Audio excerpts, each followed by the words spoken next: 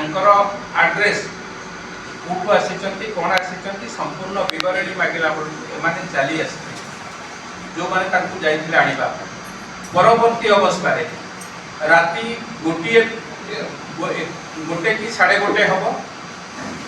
दीपाली दास भाई विशाल दास स्वर्गत नवदास पुत्र विशाल दास किसी गुंडा मान को धरी जोर जबरदस्त से होटेल को भांगी चाबी भांगी होटेल को भांगी जोर जबरदस्त सेठू से सरपंच एवं समिति सभ्य मान को उठेबा को चेष्टा कर जेहेतु राज्य बाहर केस सेठाकार स्थानीय पुलिस निश्चित भाव राति 1:30 बेले जिते घटना घटी होटेल वाला खबर देती पुलिस की पुलिस आसी आंकु विस्तृत भाव पचरा उचारा करें कहीं उठा जाऊँगी से कथार उत्तर चाहिए जो जार उत्तर एम दे पारि ना तेणु मोर प्रश्न जो माने न्याय कथा कहते ओडिशा एक शांतिप्रिय राज्य गुंडा गरिमा करिबा विगत सरकार नीति एवं धर्म थिला एवं से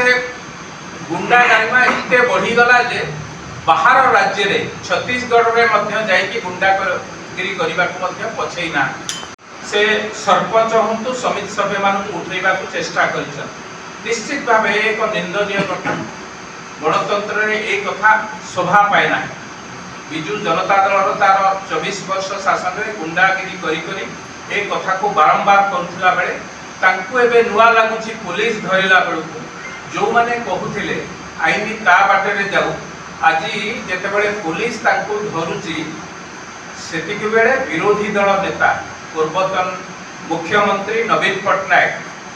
आईनी ता बाटे रे जाउथिबा कथा कहूथिबा नवीन बाबू गुंडा मानक पई जो माने राति अधरे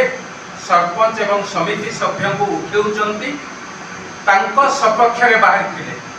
एवं छत्तीसगढ़ मुख्यमंत्री को पाखक चिठी लिखिथिले तांको अविलंब छड़ा कर दुर्भाग्यर विषय